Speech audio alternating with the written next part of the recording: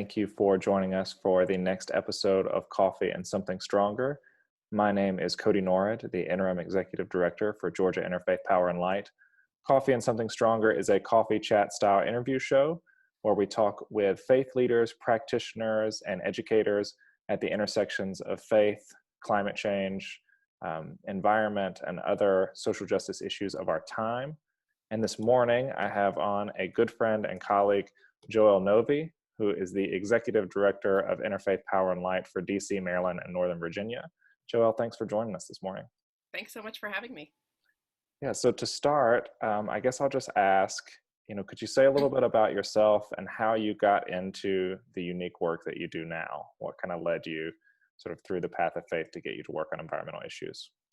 I grew up in Baltimore in the Jewish community, and always felt that if we took this religion thing seriously, it sort of meant it was pretty radical, and it meant we should be changing the way the world worked.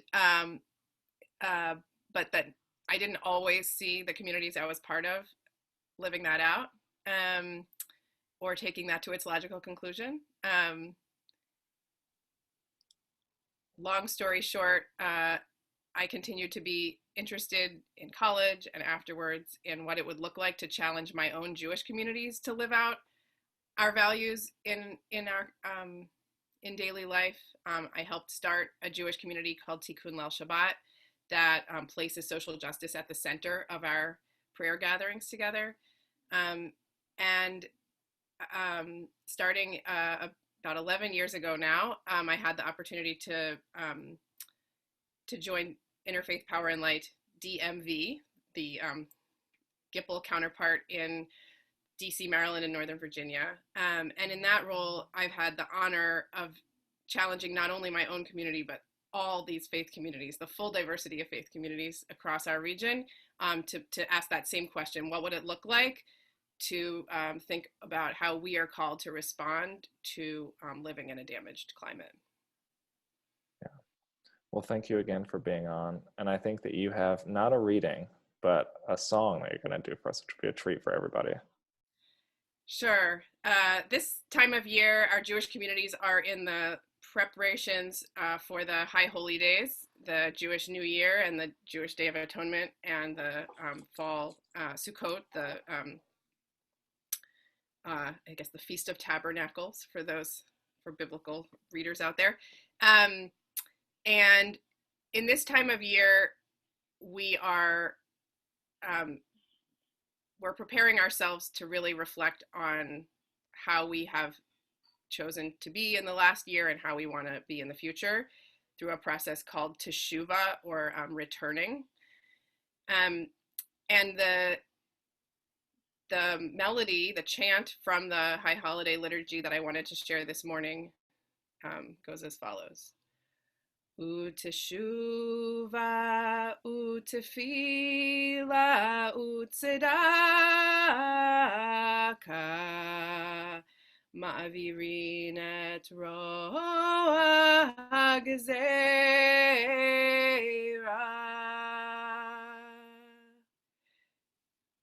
The High Holiday Liturgy can be very intense in Jewish communities, and some of it can be theologically difficult for me.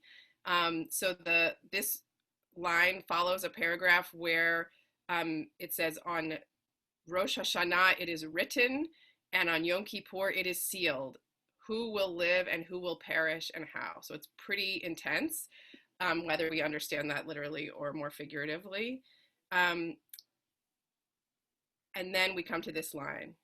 Uteshuva, utefila, utsedaka, ma'avirin et roa hagzeira. But teshuvah, repentance, and tefillah, prayer, and tzedakah, righteousness, these will avert the severity of the decree.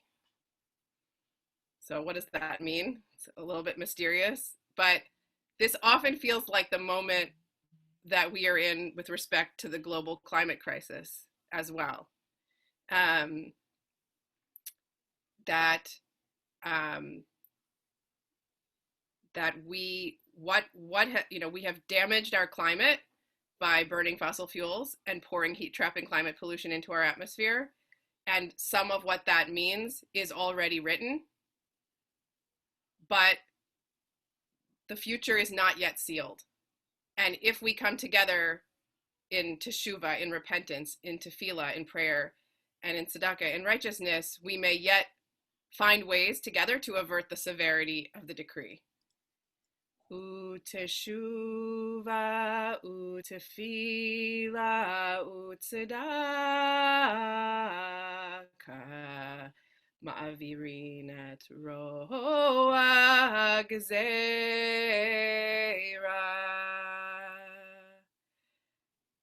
I try to remember for myself these days to ask over and over again, who can I be today? That's the only thing I can ask myself. And I think about that together too. We live in these times, that's already written, but who we will be in these times is not yet sealed. And so I invite you to think about the teshuvah, tefillah, and tzedakah, the repentance, prayer, and righteousness we can bring into this work together. And I'll close with this chant just one more time. Uteshuva, utefila, utzedaka, ma'avirin et roa gzeira.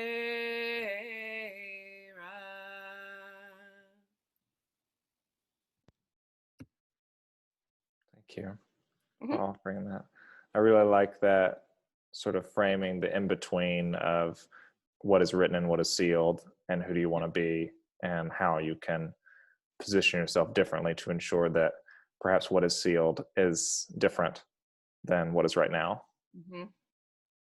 And as long as we're still in that place, there's hope. As long as human beings can still make a different decision or choose to be somebody different tomorrow than we were today, that's the hope. That's the hope place. That's the hope. Yeah. Thank you for bringing that in. Well, you've kind of already touched on this a little bit, but I always like to ask everybody how your particular faith intersects with the work that you do around environmental justice and around climate. You've sort of lifted that out for upcoming High Holy Days, but sort of generally, how does that work for you? And are there particular tools in your faith that help you encounter sort of the climate crisis and environmental justice issues differently? There's lots of places in the Jewish tradition to find my footing on this work. I should say it's also important to recognize that the climate crisis is unprecedented, and a lot of us feel a little bit left behind by our faith traditions in confronting this moment. And it's okay to have a moment of saying, hey, I don't think my ancestors ever anticipated a situation where human beings would be the driving force behind the weather. When we look at scriptures and see stories like Noah and the flood, there's some analogies that we can find there, but it's pretty clear that the authors of that story did not imagine a world in which anybody but God could mess with the weather. And so I want to acknowledge, for those of us who have to work a little bit to find guidance and sustenance in our traditions when we are out beyond a world that they could have imagined, that can be hard, and it's okay to grieve a little bit that we are out in this, it can be a little bit lonely to be out in uncharted territory the way our generation is on this issue. I will say, so when I think about what it means to do this work with a spirit of the Jewish tradition, I think about the rabbi's guidance about when is it permissible to violate the Sabbath, Shabbat, because the rabbis of the Jewish tradition deeply honored the Sabbath day and had a lot of very important rules about what you could do on that day. And there were specific situations, if you needed to save someone's life, you could throw those rules out the window and break the Sabbath to save a life. And there's this discursive back and forth dialogue in the Jewish tradition about exactly what certain rules mean that gets worked out over generations in conversation. And so it says, if a skilled local healer, in other words, if a doctor says it's necessary to violate the Sabbath to save someone's life, then you violate the Sabbath to save their life. And then a subsequent commenter comes along and says, what if there's not scientific consensus? What if one doctor says it's necessary to break the Sabbath and the other doctor says it's not necessary? And the conclusion is, well, it's forbidden to delay the treatment. Go ahead and break the Sabbath, even if there's not scientific consensus about whether it's necessary. And then a subsequent commenter, and this is, moving into the Middle Ages and beyond, says, well, even if there's no doctor at all, even if you don't know for sure, and you can't get any expert opinion, if it might save someone's life to violate the Sabbath, you go ahead and violate the Shabbat, because even doubtful danger to human life supersedes the law. And finally, Yosef Karo, the medieval commentator, comes along and says, the one who I want to get the text right. Let's see. The one who rushes to do this, who rushes to break Shabbat in a case of uncertain danger to life, somebody who errs on the side of intervention, this is praiseworthy.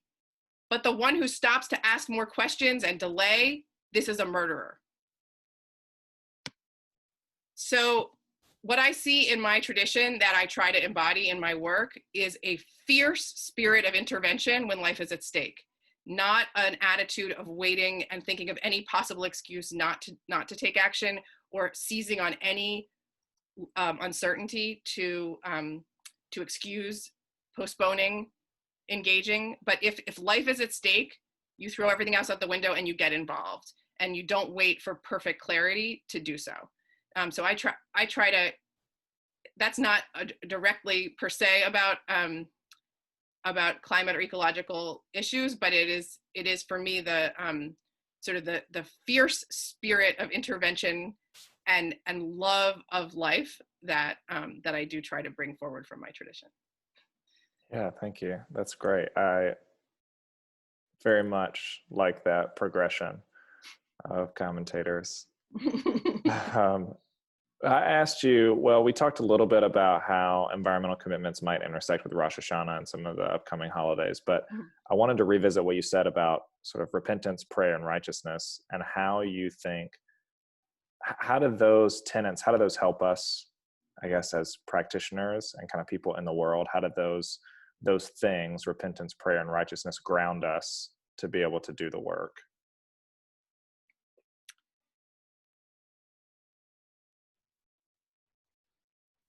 It's interesting because I think so often conversations about climate change have become politicized. And when people hear those words, they think we're having a political conversation.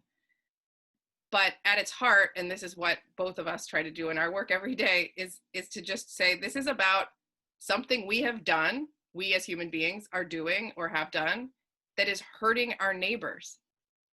And it's the most basic moral question ever, is if you discover that something you've been doing, and in our case burning fossil fuels, is causing harm to people and to living creatures and to natural ecosystems, to the bounty of God's creation, what are we called to do to repair or address that? So I think doing this work in faith communities helps us ask the right questions. And the other thing that I think it helps all of us do is ask, what is my role in this? What is my role in this? There's a phenomenon in the climate space where people immediately point fingers at other people and other countries that are doing bad stuff to pollute the environment. Whenever we try to have a conversation about climate change, people say, well, what about my neighbor who doesn't even recycle? Or what about this other country that's burning a lot of coal? And that is not a move that we would make in any moral community, right? If you, I can't go to my rabbi and say, I've decided I'm not going to stop stealing until everyone in Washington, D.C. has stopped stealing, and then I'll talk about it, right? That's not a morally acceptable approach. We always ask ourselves, what would it look like to do right on this issue? What would it look like to do right on this issue for myself? And what would it look like to do right on this issue in my community? So I think, and that doesn't mean we only take individual or collective action. We can also advocate for big systematic change. But I think asking that question, what role can I play in this? Who am I the best messenger to open a conversation about climate change with? How can I situate myself as just one person in a global problem? Something that is much bigger than all of us, I think is something that faith traditions help us to do, to say, what is my role in this global thing? What is my choice in this universe? You know, how do I bridge that gap? So I think all of those are helpful. I think the other critical way that our traditions can help us, and this is where we have traditions of lament, we have traditions of prayer for strength and support when we feel overwhelmed. You know, I think the climate crisis is extremely upsetting to people. We have feelings about the idea that the world we encounter may not be the world anyone in the future is able to experience, or that the ancient rhythm of nature's seasons is being unmoored in some unprecedented way. You know, this is very upsetting to really think about.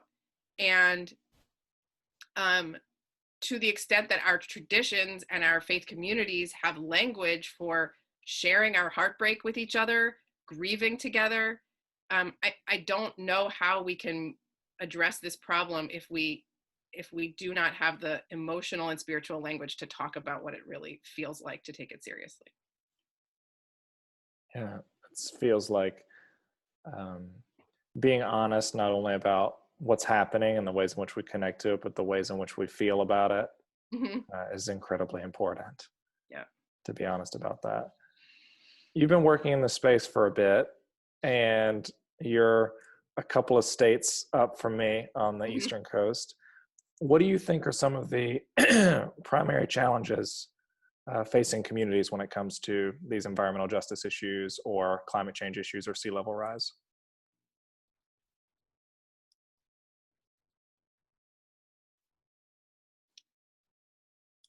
I mean, I think one of the things that keeps getting shown over and over again is the way environmental injustice is a manifestation of systemic racism in our country in particular. And I try to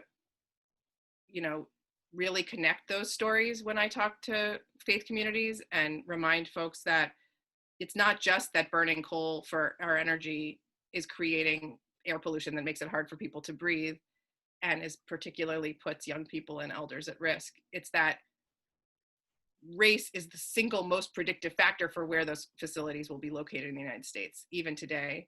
And that once a community is bearing the health burden of one such facility, they will often then cluster and have to bear the burden of 2 or 3 of those facilities. And so to me, that it's inextricably linked to both talk about the global climate impact of burning fossil fuels for electricity and some of the ways that will play out in unjust ways around the world, but also to remind folks that we even on the ground, we are not distributing the impact, the burden of this fossil fueled economy in a way that is just at all. So I think, I think one of the biggest challenges is telling that larger story. And I think connecting our immediate feelings of threat and concern with that larger story can be a challenge. One of the things that I'm remembering is a campaign in Baltimore City to ban crude oil trains from being able to pass through the city. And in that case, it was very concrete for the pastors and rabbis that we invited to sign a statement saying, our communities, our homes, and our congregations are in that blast zone, right?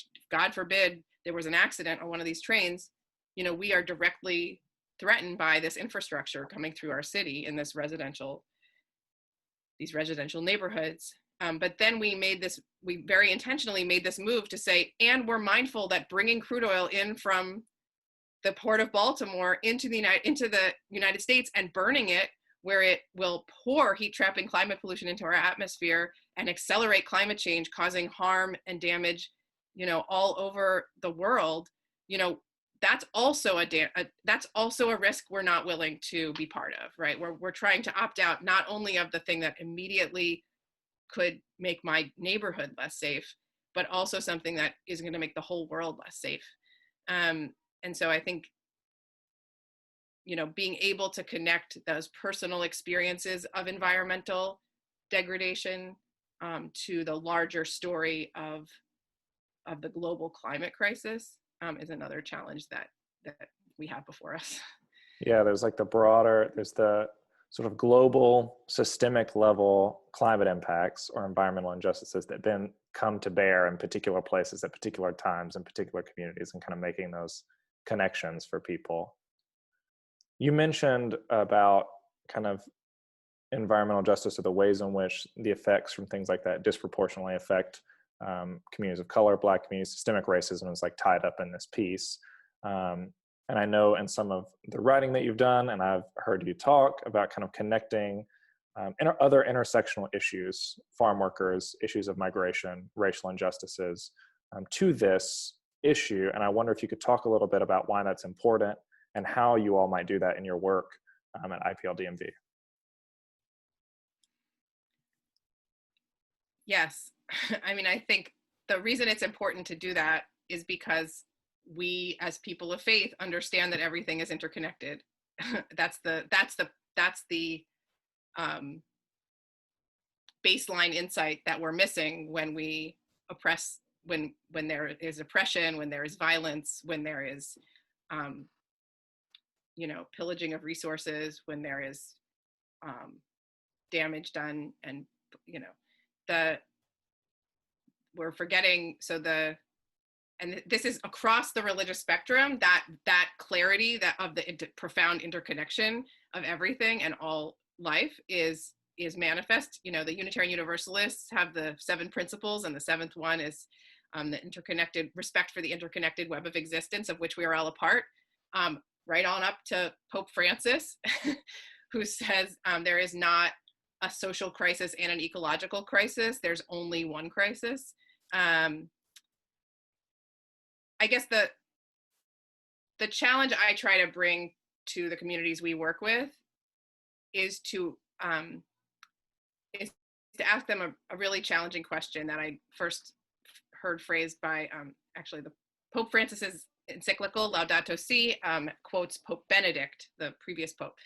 And he says, "The external deserts are expanding because the internal deserts have become so vast," which is this like really intense idea that when we see damage, like when we see that our climate is damaged and the deserts of the world are expanding, that is a manifestation of an error that occurred first in our hearts, that we made a spiritual mistake about understanding our relationship to the rest of creation that is manifest in that damage.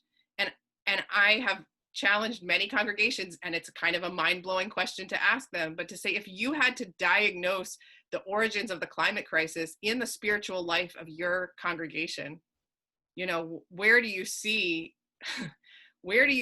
some of that error, that idolatry manifest in your own community, in your own heart?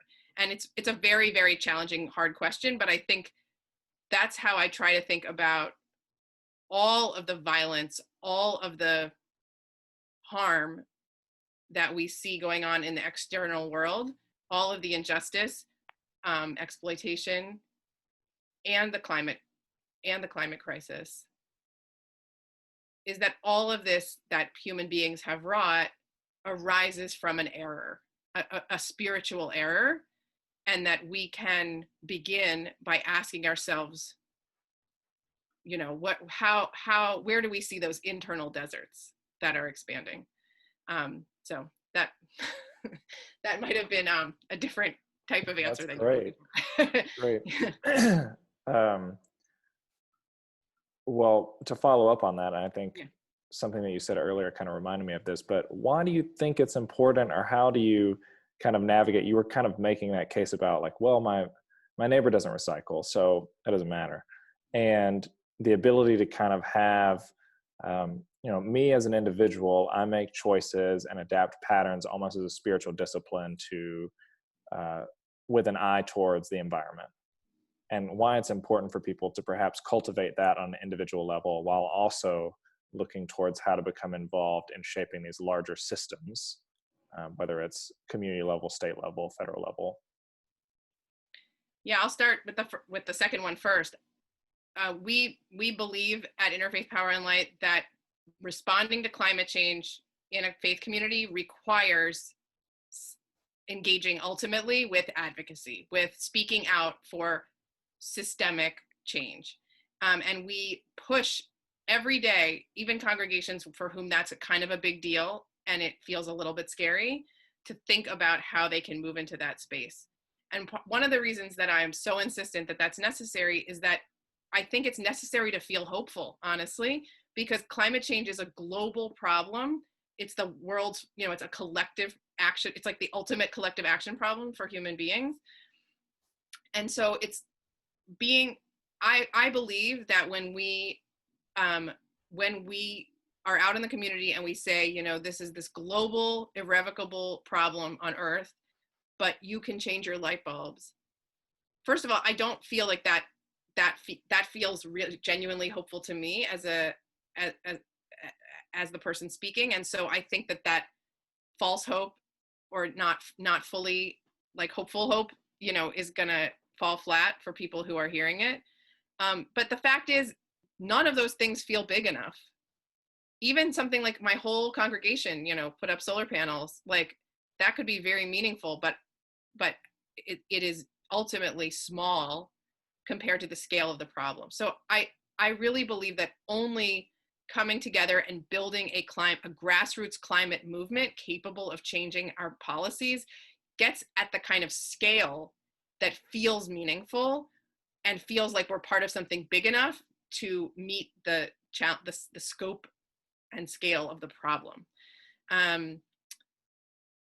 So and I've been struck. I mean, this just happened again on an event I did with a group of Jews and Muslims on Sunday night, where we had a whole conversation about ways to engage with advocacy, ways to change and exciting models of how Jewish and Muslim communities were doing that work. And then at the Q&A time, people were still like, well, I think I should take shorter showers, and I think I should think about not eating as much meat.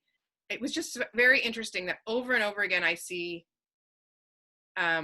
folks reverting in they're concerned about climate change, but they revert to this focus on what they can do personally rather than their role in building a grassroots climate movement. So I just want to raise up that I believe we cannot respond faithfully to the climate crisis without,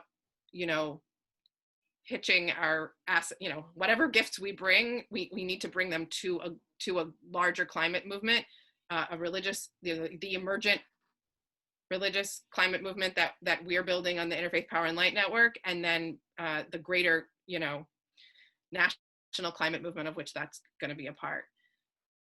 That said, I think as a faith organizer, I really honor and celebrate the value of living lives that reflect our values, in part as a spiritual practice, as you said, in part as a way of leading the way. A lot of our congregational facilities are beacons in their communities, and when we operate our buildings for example, in ways that reflect our values, I think that that shines a light for everyone who enters that building and everyone who sees it. We have one of the very first churches in our region to go solar, St. Albans Episcopal Parish. The rector calls their calls their solar panels our new stained glass windows, because they see them as proclaiming their story to the world as their traditional stained glass windows. So I do think when we live in a green way, it is a way of solidifying our own hearts. It's like a way of inclining our hearts to our value, towards our values, and committing ourselves to this work. It's a way of helping everyone envision what the future is going to look like, a clean energy future, for example. Well, what it helps us all hope and dream, and ultimately, I think it makes us credible as advocates.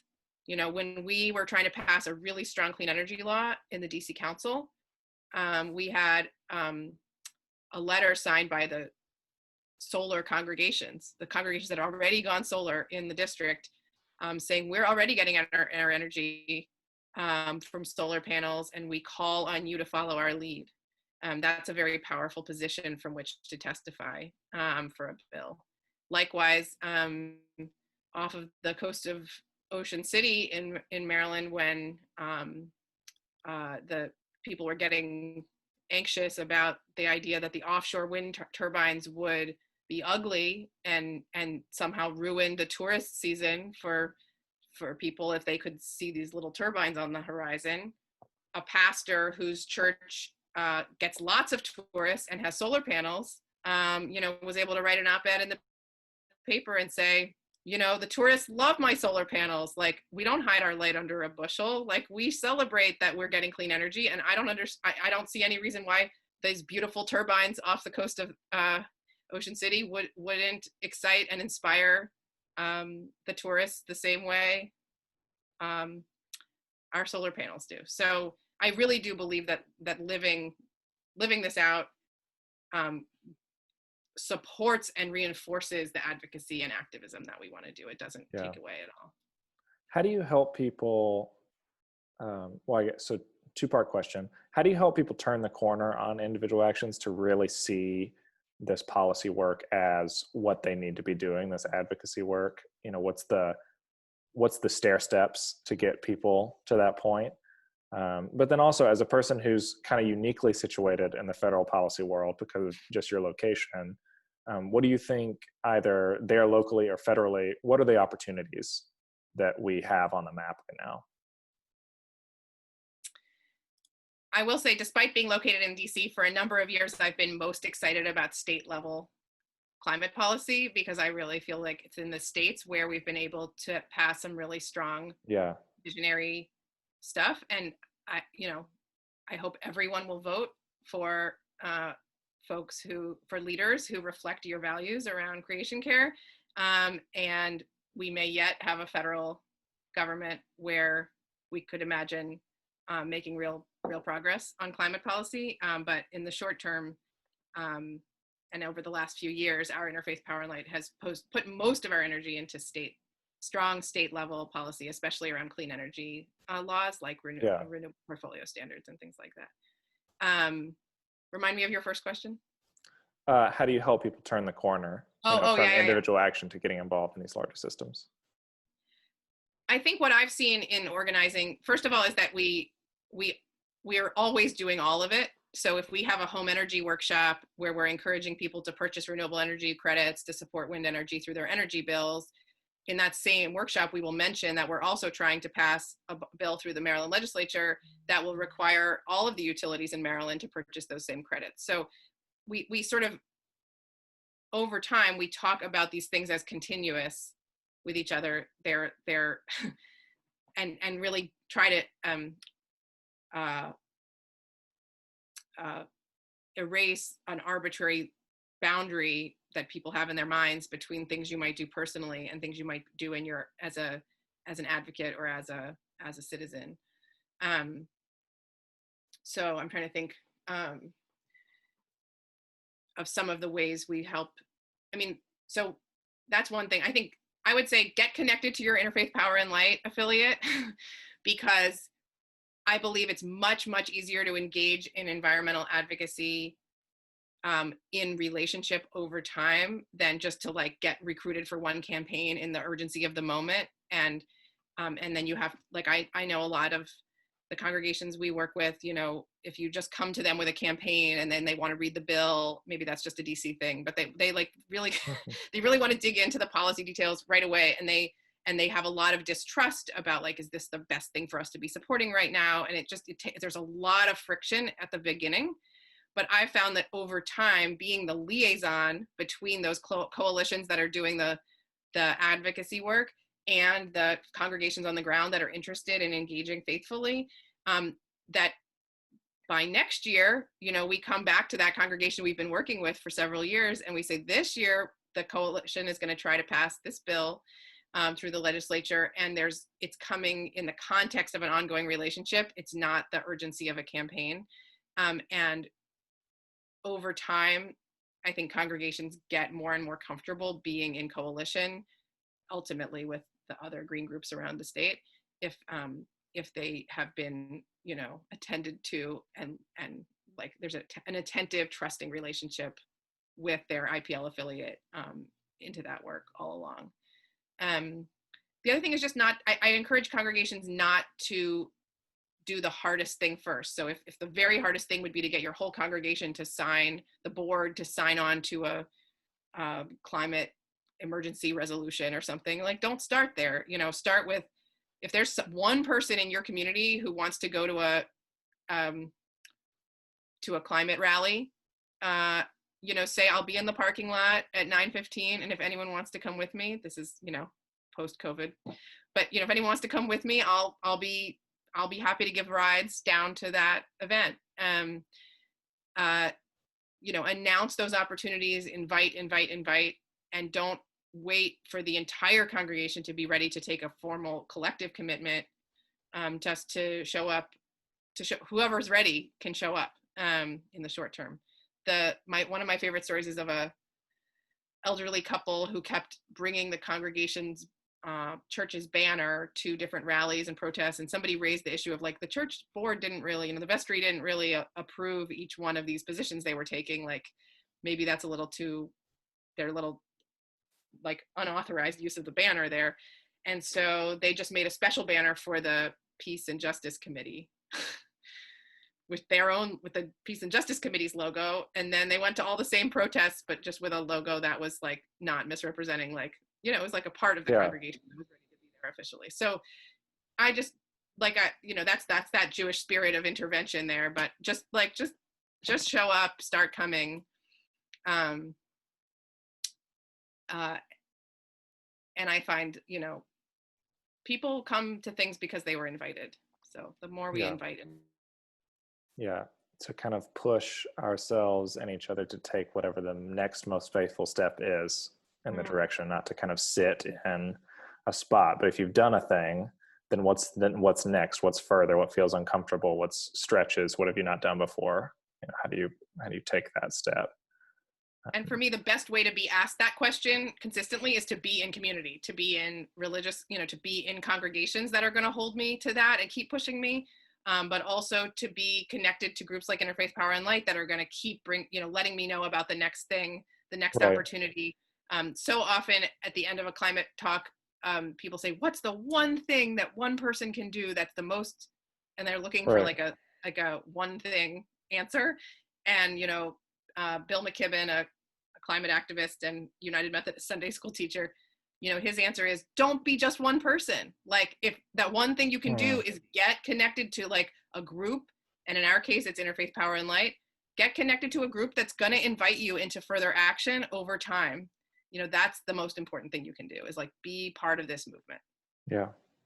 Well, thank you again for coming on. We're kind of coming up on time, but I'll ask you the last question, sort of the same question we've asked everybody on the show, which is, what are you missing the most in this COVID-19 world, and what's giving you hope to keep doing the work that you're doing in these days? what I am missing the most is singing with my community and singing together and hearing all those voices. And as my communities prepare, the Jewish community around the country is preparing to go through a High Holy Days unlike any we've ever experienced, where instead of every single member of every community under one roof, pleading for repentance together, we will be observing those days largely in smaller groups or separated or over Zoom. I think what's giving me hope is the incredible spirit of connection, like that fierce desire to connect that people have found to overcome being apart during this time. And I see so much creativity. My son started online kindergarten yesterday, and I see so much and my congregation has been experimenting with playing recordings of big groups singing together inside Zoom and then singing along to them on mute, so that we feel that fullness of singing together and hearing each other. That is for a minute we forget that we're not all singing together. Right. So I find hope in just seeing how resilient and fiercely connected people are, even with when they confront these really scary and hard times. Yeah. Well, thank you again. I'll close actually when you were talking about sort of who do you want to be? Like that's this sort of refrain of question. I was reminded there's an excerpt from Laudato Si. Says our insistence that each human being is an image of God should not make us overlook the fact that each creature has its own purpose. None is superfluous. The entire material universe speaks of God's love, his boundless affection for us. Soil, water, mountains, everything is, as it were, a caress of God. Mm-hmm. And so I just push that challenge out. I guess, who do you want to be, and how can we embody these themes of repentance, prayer, and righteousness as a means to ground ourselves in faith and in the work that we should be doing? Joelle, Amen. Thanks you for coming on and giving us some of your time. Thanks everybody for tuning in. We'll see you at the same time, same place next week for the next episode of Coffee and Something Stronger.